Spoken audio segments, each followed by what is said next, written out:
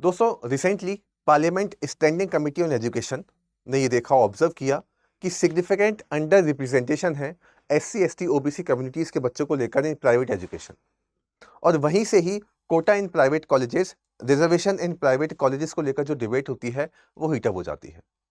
तो रिसेंटली होता क्या है कि ये जो पार्लियामेंट्री स्टैंडिंग कमेटी है, ये देखती है कि significant under representation of marginalize communities, और रिकमेंड करती है that align with their population proportion की 15% एससी को लेकर, 7.5% for ST and 27% for OBC. Private higher education के अंदर इतना रिजर्वेशन होना चाहिए। तो अब इसी को लेकर क्या क्या इश्यूज आते हैं, क्या क्या चैलेंजेस हैं, हमारे कॉन्स्टिट्यूशन के अंदर क्या क्या प्रोविजंस हैं, उन सबको हम डिस्कस करेंगे। तो अगर हम समरी देखें, जो ये आर्टिकल आया था उसमें देखा गया कि अंडर रिप्रेजेंटेशन रहेगा एससी एसटी ओबीसी के बच्चों को लेकर। कमेटी ने रिकमेंड किया इतना परसेंटेज। अब अगला स्टेप क्या होगा, committee urge new legislation to enforce this quotas. अभी तक कोई लेजिस्लेशन या कोई कानून बना नहीं है, इम्प्लीमेंटेशन है नहीं। पॉलिटिकल रिस्पॉन्स अब देखा जाएगा कि इसके अंदर क्या होता है। कांग्रेस ने सपोर्ट किया, पुश किया इसको। अब आगे देखते हैं कि सरकार किस तरीके से इसको लेकर इसको इम्प्लीमेंट करती है, क्या क्या प्रोविजंस बनाती है, लेकिन इसको लेकर क्या क्या कॉन्स्टिट्यूशन में मेंशन है उसको देखना बहुत इंपॉर्टेंट है। तो अगर हम थोड़ी सी नज़र डालें कि क्या क्या कॉन्स्टिट्यूशनल प्रोविजंस अवेलेबल है, तो हम देख पाएंगे हमारे फंडामेंटल राइट्स के अंदर आर्टिकल 15 है। आर्टिकल 15 में क्लॉज 4, आर्टिकल 15 क्लॉज 5 और आर्टिकल 16 क्लॉज 4 की अगर हम बात करें तो 15(4) में स्पेशल प्रोविजंस हैं to socially and educationally backward classes. 15(5) की बात करें तो यहाँ पर देखिए ये बहुत इंपॉर्टेंट है, जिसको हम डिस्कस करेंगे डिटेल में। इस वाले आर्टिकल के अंदर एक 93rd constitutional amendment act insert है जो 2005 में किया गया था, जिसमें कि रिजर्वेशन को लेकर बात की गई थी इन प्राइवेट अनएडेड इंस्टीट्यूशंस, यानी कि माइनॉरिटी इंस्टीट्यूशंस होती हैं उनको हटाकर जितनी भी प्राइवेटली अनएडेड इंस्टीट्यूशंस होंगी वहां पर रिजर्वेशन दिया जा सकता है। This is for the private institutions, public की हम बात नहीं कर रहे हैं। और आर्टिकल 16(4) जैसा कि हम जानते हैं ये रिजर्वेशन की बात करता है इन पब्लिक एम्प्लॉयमेंट। तो यहाँ पर दो जजमेंट पे हमें नजर डालनी पड़ेगी। एक तो जो इंडस सहानी केस था 92, ठीक है, ये रिजर्वेशन को कैप लगाता है 50% तक, और एक Ashok Kumar Thakur versus union of India जो 2008 में हुआ था, जो अपहेल्ड करता है 93 अमेंडमेंट एक्ट जो 2005 में आया था। इसी को लेकर और डिस्कशन करेंगे कि इसके क्या क्या प्रोविजंस हैं, और अगर ये है तो क्या क्या इश्यूज हैं, ये इंप्लीमेंट क्यों नहीं हो पाया। अब देखेंगे ये एक इनेबलिंग प्रोविजंस है, मतलब कि इसको लेकर अभी तक कोई लॉ नहीं है। जैसे आप देखेंगे इसको लेकर और इनको लेकर सरकार के पास लॉ है, कानून है, जिसकी बेसिस पर ये सब चीज़ें जो रिजर्वेशन है इन्फोर्स किया गया है। इसको लेकर कोई सेंट्रल लॉ नहीं है जिसकी मांग अभी जो है पार्लियामेंट स्टैंडिंग कमेटी ने की है। तो उसी को लेकर हमें इश्यूज देखने हैं, लेकिन पहले हम ये देखेंगे कि आप देखो कि रेगुलर बेसिस पर समय के साथ साथ जो रिजर्वेशन की डिमांड है ये बढ़ती जाती है। जनरली आपको पता है कि रिजर्वेशन का असली ऑब्जेक्टिव क्या था, एक पॉजिटिव तरीके से इसको दिया गया था कि समय के साथ इसको हटा दिया जाएगा। लेकिन आप देखोगे कि दिन ब दिन, महीने महीने के बाद कुछ ना कुछ, कभी ना कभी कोई डिमांड आती है कि रिजर्वेशन यहाँ मिलना है, यहाँ मिलना है। तो ये इशू को हम थोड़ी नज़र डालें तो हमें कुछ इश्यूज देखने पड़ेंगे, जैसे परसेप्शन ऑफ मेरिटोक्रेसी। अब देखो हिंदुस्तान के अंदर, इंडिया के अंदर बात करें तो जनरली होता क्या है कि हम समझते हैं कि मेरिट क्या है, वही कि हमारे एग्जाम के अंदर मार्क्स कितने आ रहे हैं। मार्क्स का आना बहुत इंपॉर्टेंट है, चाहे भली कोई सा भी कॉम्पिटेटिव एग्जाम हो, आईआईटी हो, यूपीएससी हो या नीट हो। तो अगर किसी के भी मान लीजिए कम मार्क्स आते हैं, या किसी को भी एडमिशन मिल जाता है कम मार्क्स के आने के बावजूद भी with the help of reservation, तो ये क्या लगता है कि स्टैंडर्ड हमारा जो है, जिसका सामने वाले इंसान को जो ऑब्जर्व होता है कि उसका काफ़ी गिर चुका है। लेकिन वो भूल जाता है कि अनइक्वल, यानी कि स्टार्टिंग पॉइंट जो था वो इक्वल नहीं था। जिसके मार्क्स कम आए हैं और उसको एडमिशन मिल गया, तो हो सकता है कि उनका जो बैकग्राउंड हो वो काफ़ी पुअर हो, उनको कोचिंग नहीं मिली हो, उनका पुअर स्कूल हो। तो ये स्टार्टिंग पॉइंट जो है वो इक्वल नहीं है दोनों लोगों का। लेकिन हम ये भूल जाते हैं काफ़ी केसेस के अंदर। For example, a general category student who loses a medical seat by 1 mark feel cheated but forget that others had to struggle much harder just to reach at that particular level. तो ये एक तरीके का देखो आप perception है India के अंदर अभी भी, लेकिन इसके बावजूद भी आप देखोगे कुछ लोग रिजर्वेशन का फ़ायदा उठाते हैं despite of being elite class, उनके पास सारे रिसोर्सेज हैं, लेकिन इसके बावजूद भी इसका फ़ायदा उठाया जाता है। तो ये भी एक व्यू पॉइंट है, आप देख पाओगे। तो ये क्या बोलते हैं, इसको हम कहते हैं साइकोलॉजिकल ऑफ रिलेटिव एडवांटेज। अब आप देखो कि इंडिया के अंदर काफ़ी सारी ऐसी फैमिलीज़ हैं जो रिजर्वेशन को एक सेफ्टी नेट की तरह समझती हैं। उन्हें लगता है कि भाई मिल रहा है तो हम इसका फ़ायदा उठाते हैं। इवन जो हमने बात की अभी कि जो रिच और मिडिल क्लास हैं, उनको क्या लगता है कि if the system is giving us a chance, तो हम इसको क्यों छोड़ें, why should we leave it. तो ये अब जो है पॉवर्टी का इशू नहीं रह गया है, it's about using every advantage available. जो भी एडवांटेज अगर सरकार ने दे रखा है तो हम उसका फ़ायदा उठाएंगे। ठीक है, तो लोग क्या चाहते हैं, ये कंसेप्ट होता है जिसको हम बोलते हैं they always want to maximize their chances as they hold on to reservation benefits even they are well off होने के बाद भी मैक्सिमाइज करना चाहते हैं अपनी चांसेस को, अपनी यूटिलिटी को मैक्सिमाइज करना चाहते हैं। तो आप देखोगे ये भी काफ़ी फिनोमेना आपको देखने को मिलेगा, जिस वजह से आप देखो दिन पर दिन जो रिजर्वेशन की डिमांड होती है वो बढ़ती जाती है। अब इन सारे इश्यूज़ पर हम पॉलिटी के हिसाब से, कॉन्स्टिट्यूशन के हिसाब से नज़र डालेंगे। आगे बढ़ने से पहले एक छोटा सा और बहुत ही इंपॉर्टेंट अनाउंसमेंट, साइकोलॉजी को लेकर जो हमारा ऑप्शनल बैच है, सितंबर बैच की हम बात कर रहे हैं। नया बैच रहेगा 8 सितंबर से स्टार्ट होने वाला है। इस कोड का इस्तेमाल करके आप मैक्सिमम डिस्काउंट अचीव कर सकते हैं। इसके अलावा जीएस का जो फाउंडेशन बैच है वो भी हम जल्द ही स्टार्ट करने वाले हैं। तीनों लैंग्वेज में ये अवेलेबल रहेगा, 2027 और 28 के बच्चों के लिए भी है। इसका भी आप ये कोड लगाकर आप मैक्सिमम डिस्काउंट अचीव कर सकते हैं। आगे बढ़ते हैं। अभी देखिए, ये हमने देखा कि रिजर्वेशन को लेकर क्या क्या बातें हो रही हैं और क्या क्या साइकोलॉजी है लोगों की, इसकी डिमांड क्यों बढ़ रही है। अब अगर हम करेंट सिचुएशन की बात करें तो अभी हाल फिलहाल क्या है, देखिए कुछ हमारे पास पब्लिक है, कुछ हमारे पास प्राइवेट इंस्टीट्यूशंस हैं। तो अगर हम कुछ सेंट्रल जैसी यूनिवर्सिटीज़ होती है तो वहाँ पर रिजर्वेशन है, लेकिन प्राइवेट यूनिवर्सिटीज़ के अंदर रिजर्वेशन नहीं है, क्योंकि कोई भी यूनिफॉर्म लॉ नहीं है। जैसे कि हमने बात की थी आर्टिकल 15(5) की, तो वो एक सेंट्रलाइज्ड लॉ प्रोवाइड नहीं करता है, वो सिर्फ और सिर्फ एक इनेबलिंग प्रोविजन है। ओके, तो हर एक स्टेट अपने हिसाब से काम करती हैं, जैसे कि तमिलनाडु ने भी बना रखा है।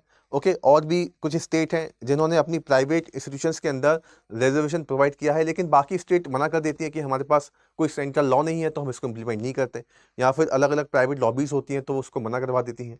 ठीक है, तो आप देखोगे पार्लियामेंट्री पैनल की फाइंडिंग क्या है जो अभी की है, उन्होंने ये फाइंडिंग में देखा कि जो मार्जिनलाइज ग्रुप होते हैं वो अभी भी ग्रॉसली अंडर रिप्रेजेंटेटिव हैं। कहाँ पर? प्राइवेट इंस्टीट्यूशंस में। Okay, economic growth of private universities not match by social inclusivity, ये बहुत इंपॉर्टेंट पैरामीटर है जो यहाँ पे देखने को मिला है। सोशल इंक्लूजन में यानी कि सब लोग, हर तरीके के लोगों को इन्वॉल्व होना है, और फिर इकोनॉमिक ग्रोथ नहीं चाहिए, लेकिन इकोनॉमिक ग्रोथ में हर तरीके के लोग इन्वॉल्व नहीं हैं। ओके, जो SC ST OBC कम्युनिटीज़ हैं वहाँ का उनका जो रिप्रेजेंटेशन है वो आपको कम देखने को मिलेगा, तो इस वजह से सोशल इंक्लूसिविटी नहीं है। तो ये जो होता है करेंट की सिचुएशन है।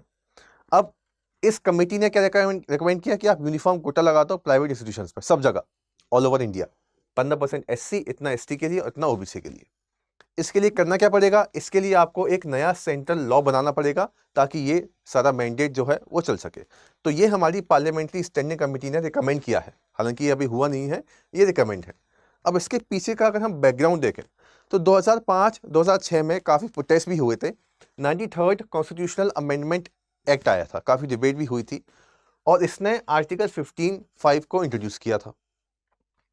अब इसने सरकार को पावर दी थी कि सरकार अगर चाहे तो रिजर्वेशन दे सकती है प्राइवेटली अनरेटेड इंस्टीट्यूशंस को, एक्सेप्ट माइनॉरिटी इंस्टीट्यूशंस। माइनॉरिटी के लिए नहीं था ये, लेकिन इसकी वजह से काफ़ी प्रोटेस्ट भी हुए, लेकिन फिर देखोगे ये रहा था। ओके, प्रोटेस्ट होने के बाद भी एक अशोक कुमार ठाकुर केस भी होता है, इसमें सुप्रीम कोर्ट में चैलेंज किया गया इसको, लेकिन सुप्रीम कोर्ट ने upheld the validity of 93rd amendment act as constitutional. ठीक है, लेकिन उन्होंने बोला कि माइनॉरिटी इंस्टीट्यूशंस के अंदर ये लागू नहीं होगा, वो एग्जेम्प्टेड है, क्योंकि अगर माइनॉरिटीज़ के अंदर भी आपने लगा दिया तो अगेन आर्टिकल 30 आ जाएगा, फिर अगेन कॉन्ट्रडिक्शन शुरू हो जाएंगे। तो इस वजह से माइनॉरिटी इंस्टीट्यूशंस को लेकर यहाँ पर बात नहीं की गई थी। लेकिन हाँ, इसके तहत सरकार प्राइवेट इंस्टीट्यूशंस के लिए लॉ बना सकती है, वो बना नहीं है वो अलग बात है। तो ये 2008 का केस होता है और ये एक 93rd अमेंडमेंट होता है।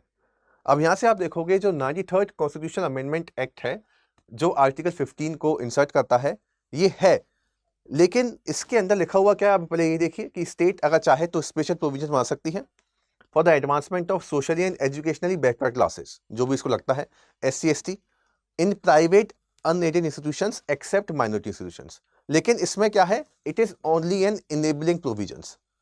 तो यहाँ पर पावर तो दी गई है स्टेट को, लेकिन ये ऑटोमेटिकली इन्फोर्स नहीं होता है जैसे बाकी के हो जाते हैं। ओके, तो स्टेट के पास पावर है, अगर स्टेट चाहेगी तो करेगी, नहीं चाहेगी तो नहीं करेगी। जैसे कि फॉर एग्जांपल तमिलनाडु, आंध्र प्रदेश, कर्नाटका, उनके पास है कानून, लेकिन काफ़ी और स्टेट मना कर देती हैं क्योंकि ये कहकर कि हमारे पास कोई लॉ नहीं है। या फिर वहाँ पर देखोगे काफ़ी सारी जो लॉबिंग होती है वो मना करवा देती हैं। जो प्राइवेट इंस्टीट्यूशंस की लॉबिंग है, फिर उनको आप देखोगे काफ़ी सारे इशूज़ फेस करने पड़ेंगे। देखिए, आप देखोगे government fearing backlash from private lobbies and middle class have avoided a full scale law mandating quotas in private universities। तो यहाँ पर आपको देखने को नहीं मिलेगा। तो ये पूरा का पूरा इशू है जो इस बात को लेकर होता है। अब अभी देखते हैं आगे जाके क्या होगा, सेंटर क्या लॉ बनाती है। तो करंट में आप देखोगे 15(5) जो है वो है वैलिड है, कॉन्स्टिट्यूशनल है, लेकिन उसका इम्प्लीमेंटेशन नहीं है। ओके, तो पब्लिक में तो है स्ट्रिक्ट तरीके से, लेकिन प्राइवेट हायर एजुकेशन इंस्टीट्यूशंस में कुछ स्टेट में आपको मिलेगा और कुछ स्टेट में आपको नहीं मिलेगा। और स्टैंडिंग कमेटी ये बोलती है कि भाई पार्लियामेंट को कि आप एक सेंट्रल लॉ बनाओ जिसकी वजह से जो आर्टिकल 15(5) है, जो डेट पड़ा हुआ है, वो सही तरीके से इम्प्लीमेंट हो जाए। तो ये भी देखो, अब लॉ है तो उसको इम्प्लीमेंट कराने की बात तो कहेगी। तो इस कमेटी ने ये रिकमेंड किया है। ठीक है, तो why the standing committee is demanding, क्योंकि अगर सेंट्रल लॉ बनेगा तब जाकर हम आर्टिकल 15(5) को ऑपरेशनलाइज कर पाएंगे। ओके, मैंडेट करेंगे यूनिफॉर्म कोटा सब जगह पर, एक मॉनिटरिंग और इन्फोर्समेंट मैकेनिज्म बनेगा, ensure scholarship, free waiver, so reservation are not just on paper. तो इस तरीके से जो अभी की जो स्टैंडिंग कमेटी है उसने इसको डिमांड किया है। और अभी डिमांड करने का रीज़न ये भी है कि अब जो पॉलिटिकल रीज़न होते हैं वो अलग होते हैं, लेकिन आप देखोगे 20 साल 2005 से लेकर 2025 तक 15(5) है, लेकिन गवर्नमेंट ऐसी है, ठीक है, कुछ हुआ नहीं है उसका। तो कमेटी ने बोला है कि we already have the constitutional power, now let us use it fully to pass a central law. ठीक है, ताकि सब जगह लग जाए। तो डिमांड इस वजह से जो होती है अभी ज़्यादा निकल के आ जाती है। कुछ लोग इसका फेवर भी करते हैं और डेफिनेटली कुछ लोग इसको अपोज भी करेंगे। जो लोग फेवर कहते हैं वो बोलते हैं कि भाई education is a right not a privilege, social justice को प्रमोट करने के लिए हमें करना चाहिए। जो हिस्टोरिकल इनजस्टिस हुई है वो तो आप तभी कर पाओगे जब प्राइवेट में भी दोगे आप, सोशल इंक्लूसिविटी आपकी तभी होगी। ओके, और cross culture learning improves innovation also. ठीक है, कुछ लोग अगेंस्ट की बात करते हैं कि भाई प्राइवेट इंस्टीट्यूशंस की जो ऑटोनॉमी है वो खतरे में आ जाएगी। मेरिटोक्रेसी कंसर्न भी आपको बहुत देखने को मिल जाएंगे, है ना, क्वालिटी जो डाइल्यूट हो जाती है, और फाइनेंशियल स्ट्रेन भी आपको देखेंगे। Private institutions argue that mandated quotas without subsidies में अफेक्ट देयर सस्टेनेबिलिटी, क्योंकि प्राइवेट इंस्टीट्यूशंस को तो पैसा मिलेगा वहाँ से, सरकार थोड़ा दे रही है पैसा, प्राइवेटली अनएडेड में है ये। ठीक है, तो ये प्राइवेट इंस्टीट्यूशंस का भी एक इशू निकल के आता है। अब इसको करने में हमारे पास कुछ चैलेंज भी हैं। जैसे पहली बात तो मान लीजिए फॉर एग्जांपल प्राइवेट इंस्टीट्यूशंस के अंदर ये अप्लाई हो जाता है, लेकिन फिर भी आप देखोगे प्राइवेट कॉलेजेस में फीस तो बहुत ज़्यादा रहती है, तो इकोनॉमिकली आप उनको कैसे सस्टेन करा पाओगे, है ना। मान लो सीट हो गई नहीं सब, but they charge very high tuition fees, lab, hostel fees, ऐसी फीस वैसी फीस। तो for the first generation student from a marginalised family these cost act as a economic gate keeper, उनको दिक्कत आएगी। ठीक है, जैसे देखोगे कहीं कहीं पर annual fee run into 15 to 20 lakhs, far beyond the reach of SC ST OBC families. Okay, इसका फिर साइकोलॉजिकल इंपैक्ट भी निकल के आएगा। Students may not even apply assuming education in these institutions is not for people like us. तो एक psychological burden, self esteem पर एक धक्का भी लगता है। तो ये एक बहुत बड़ा स्ट्रक्चरल बैरियर है इस लॉ को इम्प्लीमेंट करने के लिए। इसी तरीके से कोई सेंट्रल मैंडेट तो है ही नहीं जो इस काम को कराएगी, है ना। दूसरा, मैंने आपको भी बताया article 30 minority rights versus social justice की आप कैसे बात करेंगे। मान लीजिए माइनॉरिटी जो इंस्टीट्यूशंस हैं, अगर वहाँ पे आपने अप्लाई कर दिया तो इनकी भी तो ऑटोनॉमी होती है। आर्टिकल 30 की हम बात करते हैं, कल्चरल एंड एजुकेशन राइट्स। तो फिर ये यहाँ पर कॉन्फ्लिक्ट को भी आपको देखना पड़ेगा कि कोई लीगल गैप ना रह जाए। तो ये भी एक बहुत बड़ा चैलेंज है। और सोशल और साइकोलॉजिकल बैरियर भी आपको देखने को मिलेंगे, जैसे परसिस्टेंट स्टिग्मा और डिस्क्रिमिनेशन आपको देखने को मिलेगा। ये होता ही है, उसको करने के बाद भी आप इसको कैसे हटाओगे सोसाइटी में से। इसको लेकर अभी हमने एक डिस्कशन और किया था, एक वीडियो और बनाया था, वो भी देख सकते हैं। मेरिट वर्सेस रिजर्वेशन की डिबेट जो चलती आ रही है वो भी आप यहाँ पर देखेंगे। तो ये कुछ इश्यूज़ हैं, ये कुछ चैलेंजेस हैं जो सामने आते हैं, और इनको ध्यान में रखते हुए सारी पॉलिसीज़ को बनाना पड़ेगा। तो आई होप आपको कॉम्प्रिहेंसिव तरीके से समझ में आएगा कि क्या हो रहा है। है ना। अलग अलग स्टेट में भी हम देखेंगे अप्लाई तो है, लेकिन सही तरीके से आप देखोगे ऑल ओवर इंडिया में ये अप्लाई नहीं किया है। तो ऑल ओवर इंडिया में इसको अप्लाई करना बहुत इंपॉर्टेंट है, लेकिन इन सारे इश्यूज को ध्यान में रखते हुए। तो ये डिबेट थी कि प्राइवेट इंस्टीट्यूशंस में हमें रिजर्वेशन प्रोवाइड करना चाहिए या नहीं करना चाहिए, और उसको लेकर क्या क्या कॉन्स्टिट्यूशनल प्रोविजंस है। अगर आपके कोई और सुझाव है इसको लेकर तो आप हमें प्लीज कमेंट सेक्शन में बताइए, और ऐसे डिस्कशंस को देखने के लिए और ऐसे न्यूज़ को देखने के लिए आप प्लीज़ हमारा टेलीग्राम चैनल ज्वाइन कीजिए। Thank you very much.